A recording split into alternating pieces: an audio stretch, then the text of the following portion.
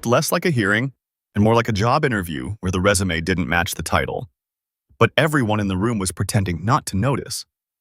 So let's ask the question that cut through all of it. How does someone with 0 days inside the FBI end up running it?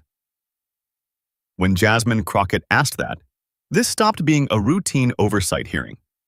This became something else entirely, something closer to a stress test of the system itself. Because this is not a normal hearing. This is a moment where power is being examined in real time, and the answers don't quite line up with the reality being described. On one side, you have Kash Patel, presenting a narrative of success, more arrests, more enforcement, more results. On the other side, you have Crockett, not raising her voice, not interrupting, but slowly placing facts on the record that suggest something is being missed, or worse, ignored. And here's where the tone shifts, because Crockett didn't just ask about qualifications. She started naming consequences, lawmakers receiving death threats, families being targeted, a colleague's wife sleeping with a firearm because the threat felt real. That's not politics. That's fear entering private homes. And the most uncomfortable part? Those facts were spoken clearly, but the response that followed didn't directly answer them. The room didn't erupt after that. It tightened. Because when Jasmine Crockett shifted from questions to specifics, the tone of the hearing changed in a way no opening statement could control. She didn't speculate. She cited. She didn't accuse broadly. She narrowed the frame. And in doing that, she forced the conversation away from performance and into accountability. She pointed to lawmakers, Republicans, receiving death threats after a speaker vote. She described anonymous calls targeting families, not campaigns. She described a reality where fear was no longer political. It was personal, immediate, and escalating. And then about came the line that altered the room's gravity. I don't know who feels safe in this country, except for white supremacists. That wasn't phrased as a question. It was framed as a conclusion built on what she had already laid out. Now, contrast that with the response from Kash Patel. He didn't address the threats directly. He didn't engage the premise. He pivoted. More arrests, more drugs eased, lower murder rates, all of which may be true, but none of which answered the specific concern placed on the record. And that's the tension at the center of this moment. One side is asking who is being protected and who isn't. The other side is answering, look at the numbers. But numbers don't describe fear in a household. Numbers don't explain why a family changes how they sleep at night. And that gap, that space between what was asked and what was answered, that's where the real story begins. And this is where the hearing stops being a debate and starts looking like a case file. Because once the question is placed on the record and not answered, you don't move on. You dig in, you stack facts, you test the structure holding the narrative together. So let's do exactly that. Start with the claim, mission success. Now, place it next to the timeline Crockett referenced, a projected 14-year timeline to fully staff the agency.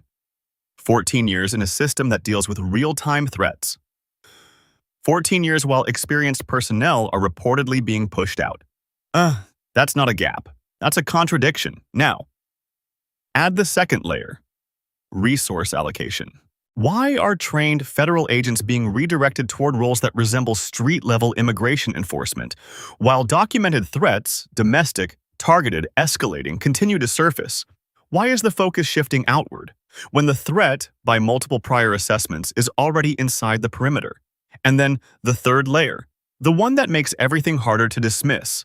Pattern, multiple lawmakers, multiple threats, multiple incidents tied to political outcomes. Not one case, not one isolated event, a pattern. And when patterns emerge, intent becomes a question whether anyone wants to ask it or not. Now look at the response again from Kash Patel. He doesn't engage the pattern, he doesn't address the backlog. He doesn't dispute the threats. He reframes success, arrest counts, seizure totals, historic lows in murder rates. And again, those metrics may be accurate, but they are not responsive because they measure output, not alignment. They measure activity, not priority. And in a system like this, priorities are everything.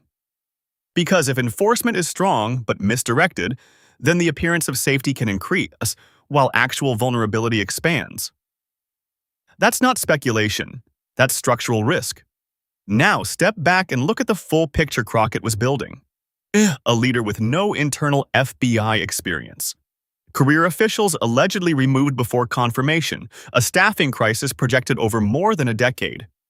Resources redirected away from identified domestic threats. And at the same time, lawmakers under threat, families adapting to fear, communities asking why they feel less protected. That's not one problem, that's convergence. And here's where it becomes uncomfortable. Because none of this required raised voices, none of this relied on partisan framing. It was methodical, sequential, documented. Which means if it's wrong, it can be disproven directly. But that didn't happen. Instead, the response stayed in a different lane entirely.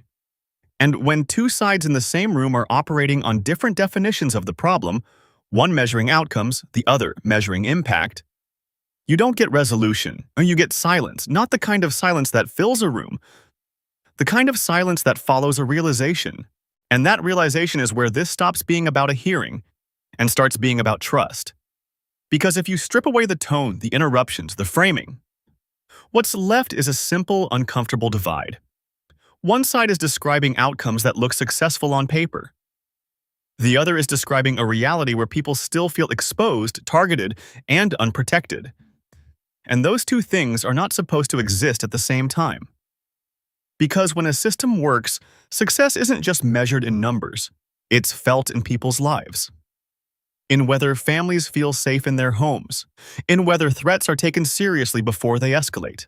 So when Jasmine Crockett puts those examples on the record, death threats, targeted communities, silence around specific incidents, she's not just criticizing policy, she's questioning alignment between what is said and what is happening. And when Kash Patel responds with metrics instead of addressing those specific concerns, it doesn't resolve the tension. It sharpens it, because now the question isn't just, are you succeeding? It becomes, succeeding at what and for whom? And that's the question that didn't get answered in that room. So here's the one that stays with you after everything ends. If the numbers say things are better, but people are changing how they live out of fear, which one do you trust? If moments like this matter to you, where power is examined, not performed, take a second to like, share, and subscribe, because these are the conversations that don't trend, but they define everything.